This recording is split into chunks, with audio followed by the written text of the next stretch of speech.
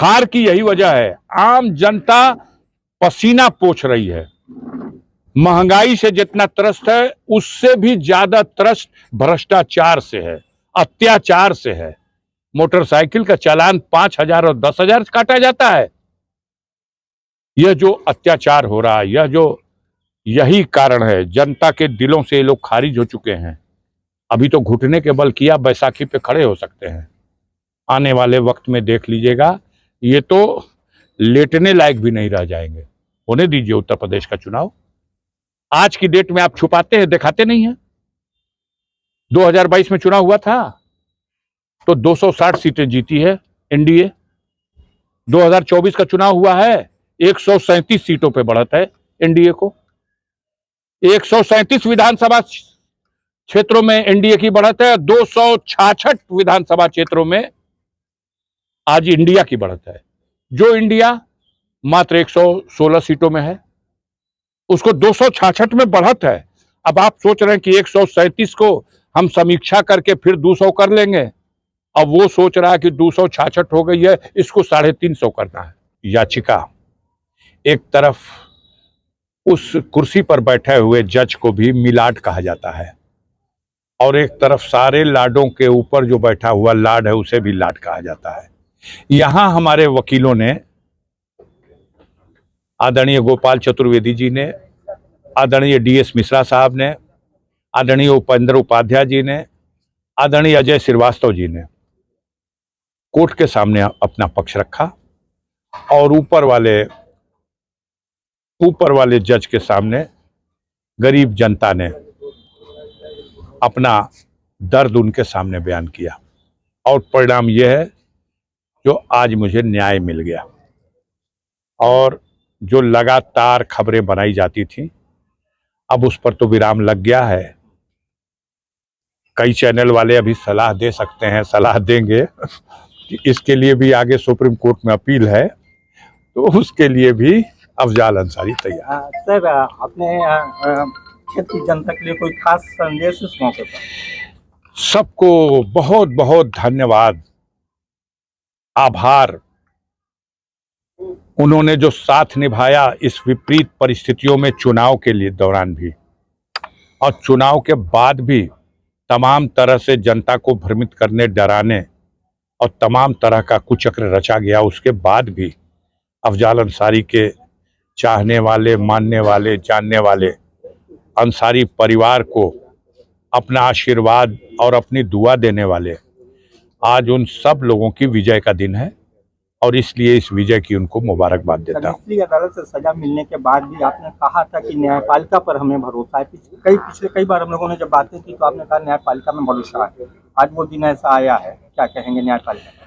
नहीं, हम हमेशा गर्व करते हैं। हमने तो विदेशों में भी ये कहा, एक बार परिस्थितियां ये बनी थी कि मैं सेंटर हज कमेटी का मेंबर था, as a member of parliament.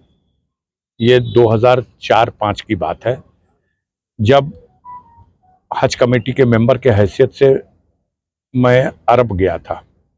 वहाँ की मीडिया के समक्ष हम लोगों ने संबोधित किया था, और हमारे देश के 4 नागरिकों को वहाँ की सरकार ने आरोप लगा करके कि इन्होंने किसी का बैग जो गिरा हुआ था उठा लिया है, इसलिए बंद कर रखा था।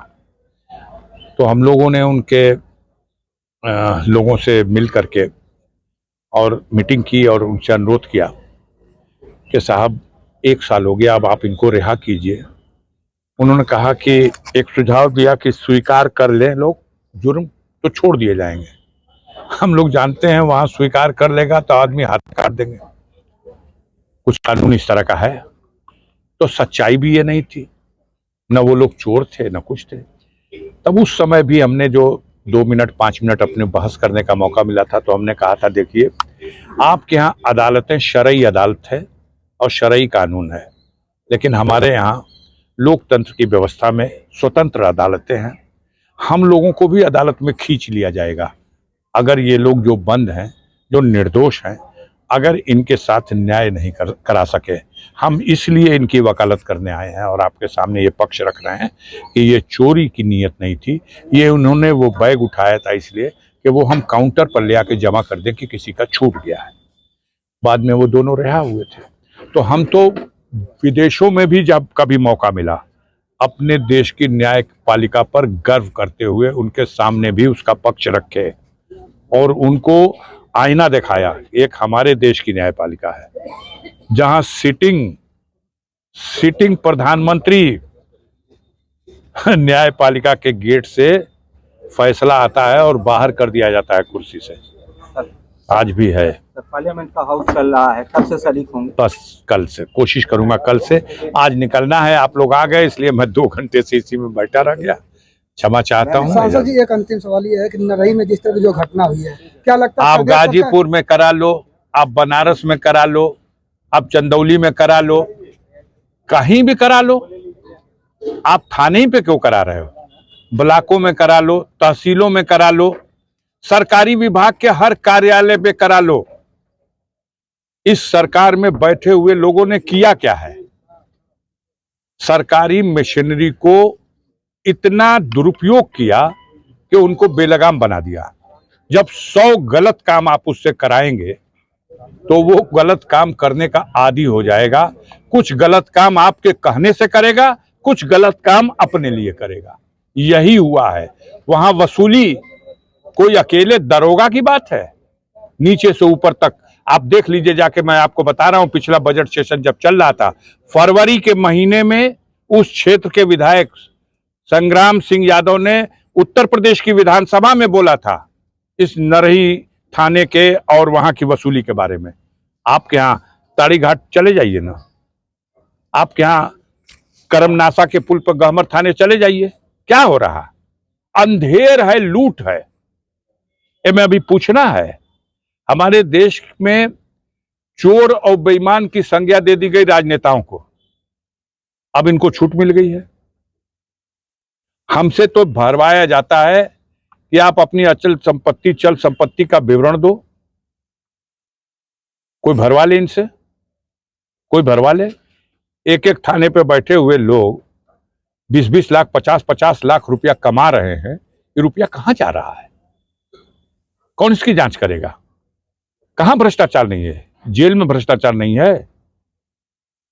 दिन भर में अगर पूरे जिले से 50 बंदी जेल भेजा जाता है तो दूसरे दिन उस बंदी के घर वाला 5,000 रुपया लेके जाता है कि बंदी को बैरिक दे दिया जाए, और फिर उसके बाद तो शुरू हो गया महीना। क्या छुपा है और क्या बाकी है? रग रग में, नस नस में एक एक बाल भ्रष्टाचार से भरा हुआ है।